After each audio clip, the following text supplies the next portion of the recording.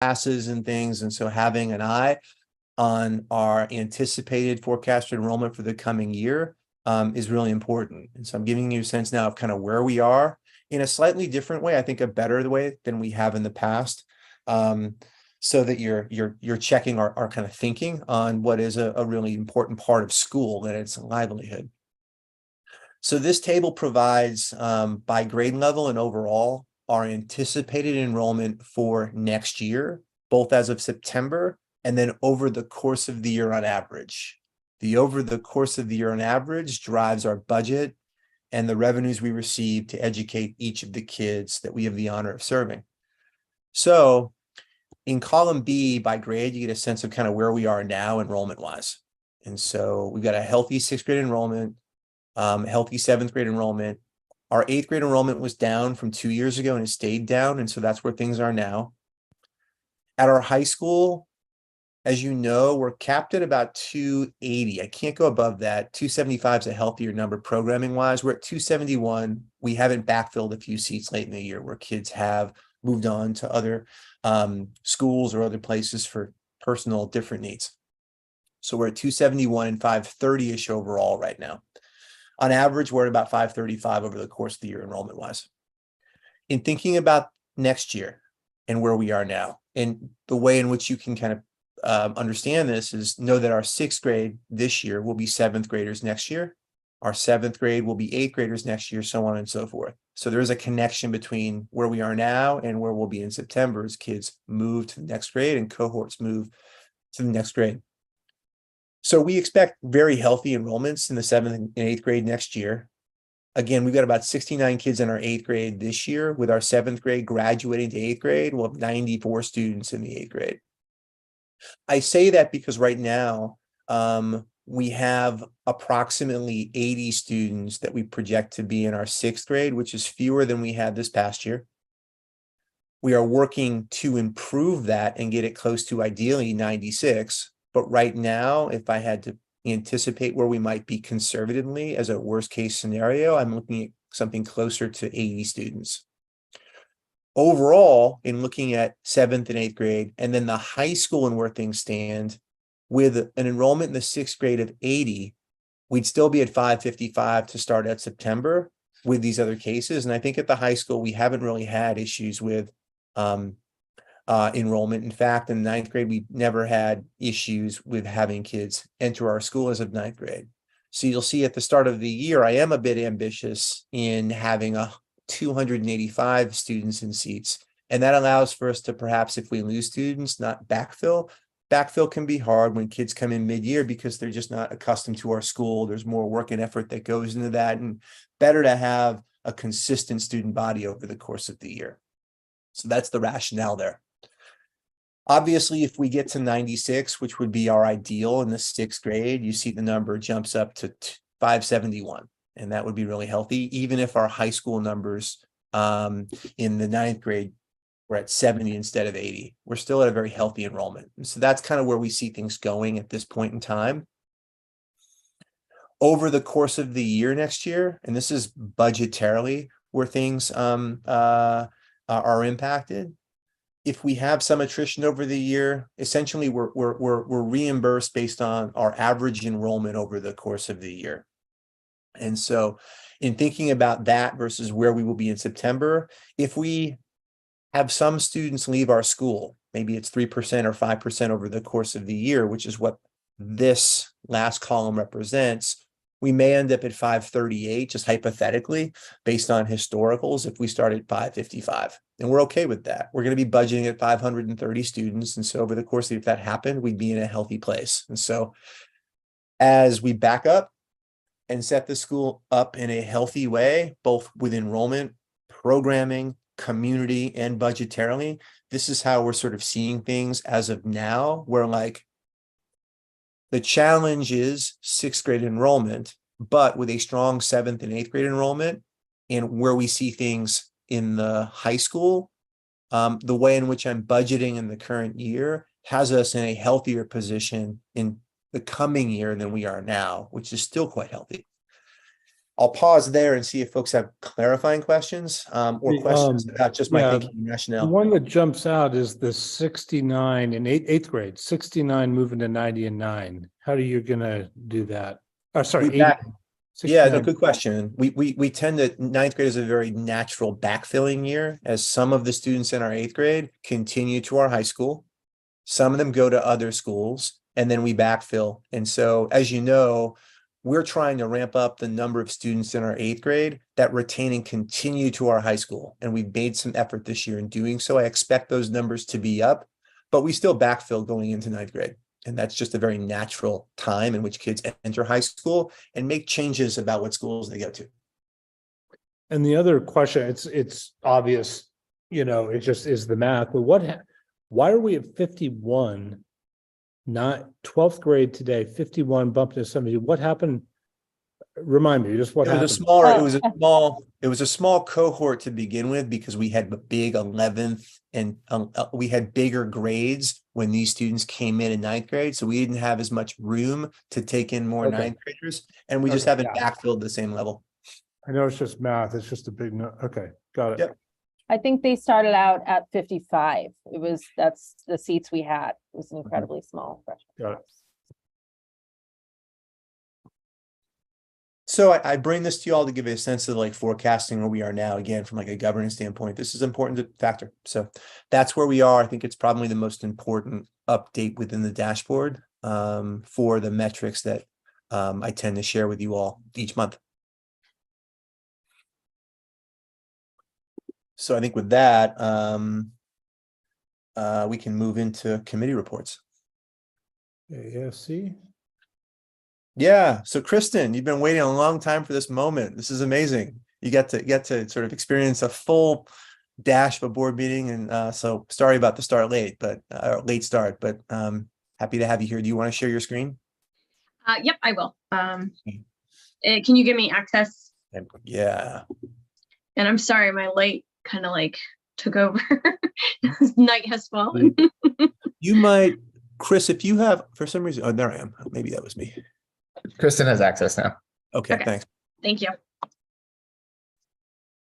Okay. So everyone, this is Kristen Johnson. She is our director of finance. As you all know, Alex moved to working with a philanthropic foundation, and we found Kristen luckily in April. Mariano and Jeanette were influential in some of the interview processes that we ran, and so here she is tonight. So thank you, Kristen, for being here. Thank you for having me.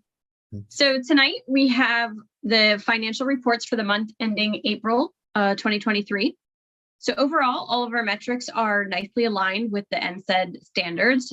Starting off with our current ratio, we saw a slight decrease of 0.01 to the ratio from February's reports, which is the last month that Alex had reported out. However, we're still well above the standard ratio that NSAID has recommended of 1.0. Next, we have our days of cash on hand calculation. Assuming the school did not see another dollar of revenue, we'd be able to operate for another 89 days. And we are again exceeding that standard of 60 days. The student enrollment listed here of actual enrollment is based off our May-June invoice, which Josh just gave a little bit of an explanation of how that's calculated. And so for the 22-23 school year, we are slightly below the NSAID benchmark of 85%. However, we are over the budgeted enrollment that we had used. I'm going to go on to the next slide. Okay. So we are currently projecting a net income of $580,347 for this school year. And this is largely due to the actual enrollment exceeding that conservatively budgeted enrollment numbers. So we are anticipating ending in a positive situation or scenario for this school year. There were no major changes to the balance sheet from the last report. So I'm going to continue on. But here we do have a look at our profit and loss actual year to date. And so as I had indicated earlier, we have a net income projection of $580,000. Currently at the end of April, we're sitting at $499,663. So we are anticipating to make a few more gains through the rest of the school year. But we are sitting in a pretty positive situation here. No major changes in the variances for expenditures or revenue from what was last reported. And as far as cash flow. Can I just say one thing? Sorry. Yeah, no problem. I missed the AFC meeting, but I want to say thank you for getting us all caught up to the end of April. No problem. And that'll definitely be the goal, is to kind of just be that 1 month behind, but obviously that'll depend on when AFC is, right? But we're going to try to keep that rolling. Are there any other questions on this slide or prior slides before I go to cash flow? Okay. So for cash flow, we are looking good through the remainder of the school year and our next state payment in July. So we're in a positive situation there as well. Not anticipating any concerns as we finish out this school year. If there's any other questions or comments, I'd be happy to take them. Do we have an update on our low point of cash going into the summer, midsummer? So I'm projecting that we're going to be at 1.2 because we'll get a state payment in July. And that'll be a low point, or is it July, August? Does it start building up after June? It'll start going back up. So to my understanding, and Josh and Chris, if I'm misspeaking, but to my knowledge and understanding at this point, we start getting those state payments every other month starting in July. So we'll start to. I think that's right from prior years, Jim. I think the low point's usually June. Yeah. So we should start building back up. And especially if, we're projecting those higher enrollments towards the beginning of the school year, I would anticipate those payments are going to be higher and then kind of trickle down as that averages out through the remainder of the year. Got it. So. And then just one other thing, as the kind of the COVID relief these drops off, are we good with the budget next year, assuming, do we know exactly what's falling off and what we're going to be able to get for the next year? Or? So we do have, and Josh, you can chime in too, but to my understanding, one, we're still working on the budget, but two, we do have some staff that are going to continue to be able to be paid out of that ARP grant into 23-24. So that grant does dry up next school year. So we should be able to continue funding those positions, or at least partially, which is what they're being funded with at this time. Okay. So I think in addition to the current update based on the end of April, with regard to budget work for the coming year, I've talked a bit about enrollment and the way in which we're forecasting enrollment and how it applies to our budget for next year. So that feels good with regard to having a sort of understanding of that. And then I mentioned earlier, we talked a bit about sort of staffing and like repurposing. And so I think staffing wise, we're in a very similar position where we were last year with regard to that component of the budget. And those are the two biggest levers that drive the health of our budget each year. And so beyond that, we're doing deep dives on specific line items and areas of school, and there will be some back and forth with members of the AFC offline over the coming weeks as we sort of shore up and prepare for a budget approval in June. So that's just the latest standing there if folks are curious. I think with that, I'll move us right to DFC. With the DFC right now, we did not meet last week, but I think no, I'm sorry, we have been. Let's chat about that. So I think the thing to do with DFC, I was confusing DFC and ECPC. So I think the thing to do here is there's been a whole lot of kind of like work and paperwork kind of going on to prepare for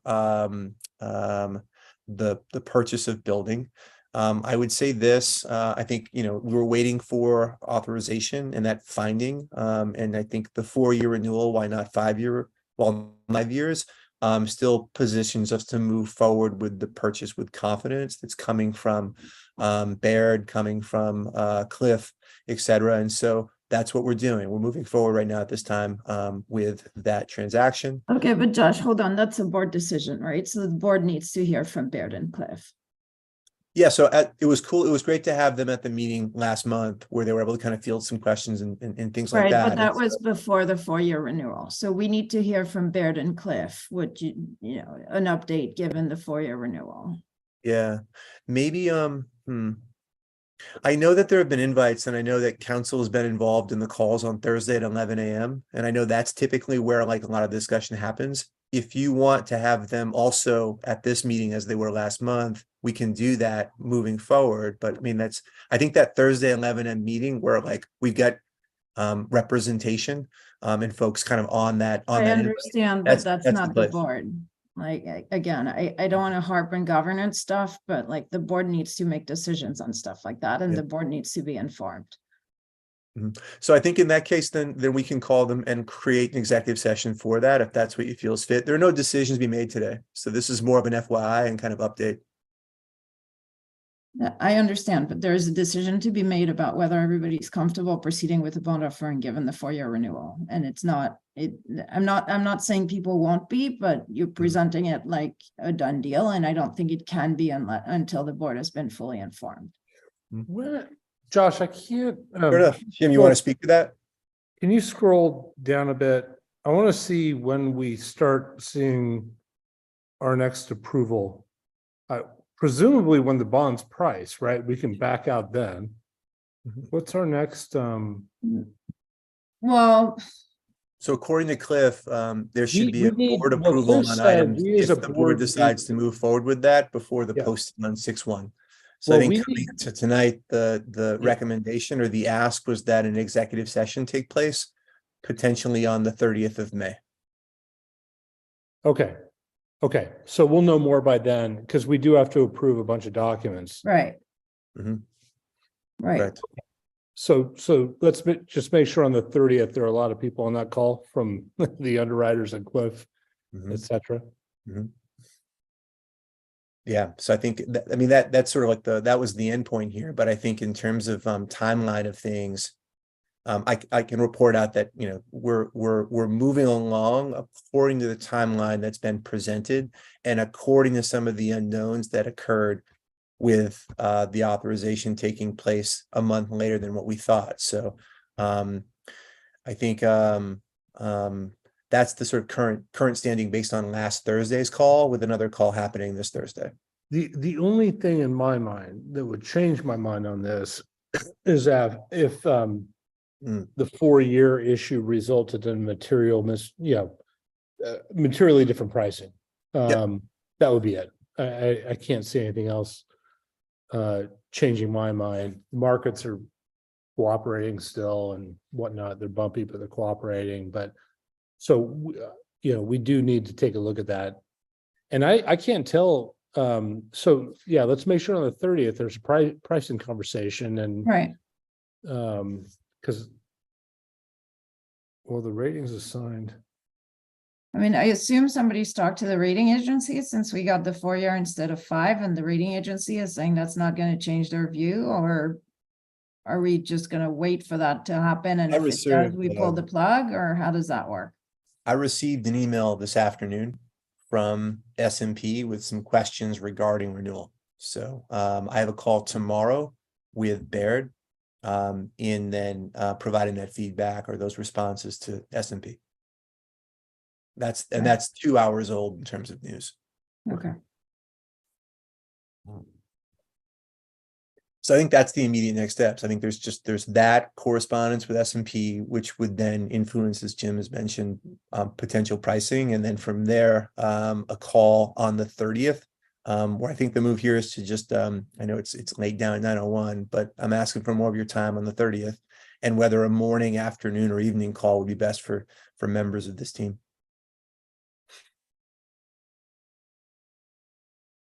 Yeah, definitely not the morning for me, but Yeah, morning's booked up. Having Afternoon. worked with you guys before, I feel like late afternoon is maybe the least competitive time among your demanding schedules. Yeah. So I will send off a doodle poll tomorrow morning with some times on the 30th, where the goal is to have quorum. And then if folks have hard conflicts but want more information, I think we'll accommodate that. I'll make sure that happens in terms of communication with the experts we're working with. All I care about is pricing. So if you can make sure somebody is on the call who can address that issue. Yeah. That'd be great. yeah, I Yeah. also want to see what disclosure we're putting in the document about the renewal. Which, may have gone around, I don't know. So I I sent off a draft to Baird on Monday of this week. And so they are providing feedback, but I'll share that with you too. Okay. Disclosure. Cool. Are there other comments or questions here or asks with regard to what needs to happen next? Yeah, I got one question. This is Lenny. Mhm. Doesn't this require a board resolution? So at some point, don't you have to go through the formality of? Okay, just check. And That's the 30th. Yes. that would be the 30th. Yeah. Lenny, Most thank you. definitely requires a board resolution, yeah. Yeah, I just love hearing that validation. That's what that was all about. Way to go. Me too. Okay, so I think that's the latest. Jim, would you say anything else, or Sal, anything else about DFC related stuff this time? This is, I think, the priority, so let's just focus squarely on this. I think so. The only other thing, Josh, you saw that note coming out from the on our cellar basement issue. If you could Yeah. respond to that feeds into this. Yep. Let's get a quote. Yeah. ECPC related stuff. I think it's good to get this in here. We've got graduation coming up soon. We have roundtables back in action fully at the middle school. We will get dates to you. We'd love to have you in attendance at either graduation at our middle school or high school, or our roundtable presentations at our middle school. This is all happening toward the middle of June and end of June. So I'll get you dates and have them in your calendar. That's all I'll say about ECPC. And then with regard to SLC related stuff, student learning related stuff, things we didn't talk about tonight, but I think are worthy of just flagging. One is that we did have AP exams happening this past month in May.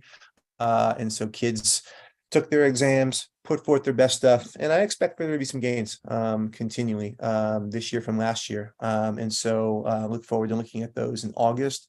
And then Regents exams are happening in June at our middle school and our high school. So we're prepping hard for those now. From a staffing standpoint, we're both finalizing renewals and retention, as well as hiring for vacancies.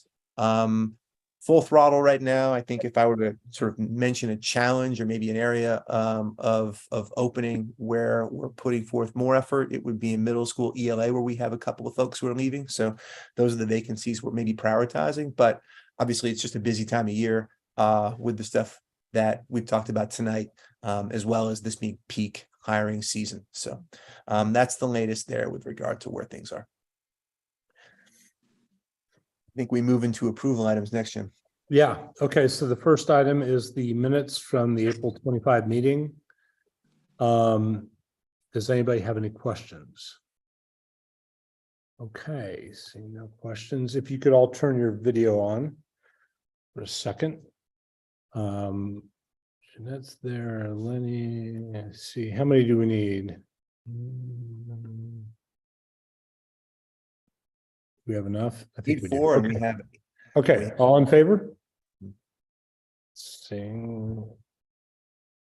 of hands. How are we voting, digitally or by voice? By voice with a show of hands with your screen on. All right, so I'm saying aye. We're good. Okay, renewal of employee benefits. So there. let's see. Chris, do you want to share a screen here? Does that make sense? It was distributed to the board last week, and Marianne, feel free to chime in. So we've been working closely with Matt Libby at MDG, our current benefits broker, to review our employee benefits for the upcoming school year. Initially, Cigna quoted us at a 20% medical insurance increase, which was really high. Matt Libby's working hard to get that down. We got it down to, I think, it was 9.9%. Which we were happy with, keeping in mind that last year there was a decrease of our premiums at 4%. So average over the 2 years is about 5% increase year over year over the past 2 years. We'd be sticking with medical insurance with Cigna. We'd be moving our dental plan from Guardian to Cigna, which is how we were able to negotiate that lower rate with Cigna. We feel good about the work that MDG Benefits has done. We would like to, and we could have went to market, but that would have required Unity employees to switch medical insurance twice in 2 years. Would have been a mess. So we avoided that. Yeah, I think, I mean, just echoing Chris's point, we had a decrease last year. The market's not good. They came in originally with like a 20% increase. Matt did a really good job, including very impressive data analysis with his team of like providing claims information to Cigna and sort of showing them how the experience supported a lower rate. And they did like, very, very solid data stuff that they couldn't do before because we weren't the right sample size and so cohort size. So we didn't have access to all these data, but they did a ton of work and managed to get us what I really think is the best deal we could have gotten in a pretty nasty market.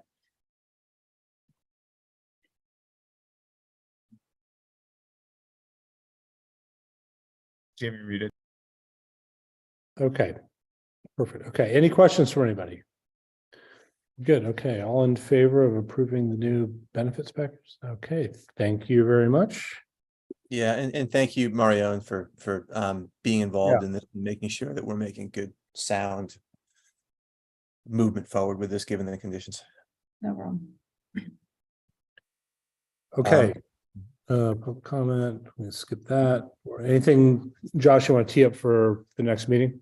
I mean, June meetings are busy, right? And so there's like all of the board configuration related stuff that happens in June, as well as kind of the budget, obviously, and the approval for that, or the up for approval there, and then calendar, both with board meetings and with the school calendar being on the agenda. And we'll plan on putting a pin in the 30th in a week. Yeah. So that'll be, I will get a doodle poll out tomorrow, team, to then find a time that's most ideal on the 30th. And I guess I imagine that FOMB should coincide with that, right? Or be immediately following that.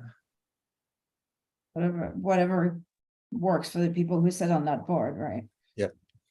Yep. But I don't think it's an issue if they're in the same meeting, right? Yeah. It could be a joint, I mean, I don't know, maybe it doesn't look good if it's joint, but I think they can listen to the same presentations, like Baird and Cliff don't have to do their presentations twice. There's no reason why they'd have to repeat this stuff. True. Jake's been on pretty much all these things, so I think we crossed that bridge. So yeah, I would invite him. Who else is on there? There's some more to do there. I've got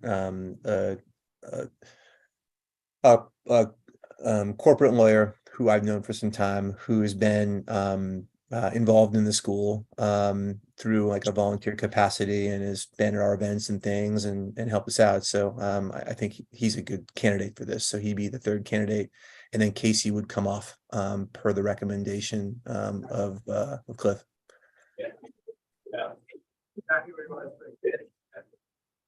All right. So we'll make that happen prior to the 30th. So fast, but it will happen. All right. All right. Thanks, everyone. 9:10. I appreciate y'all putting 2 hours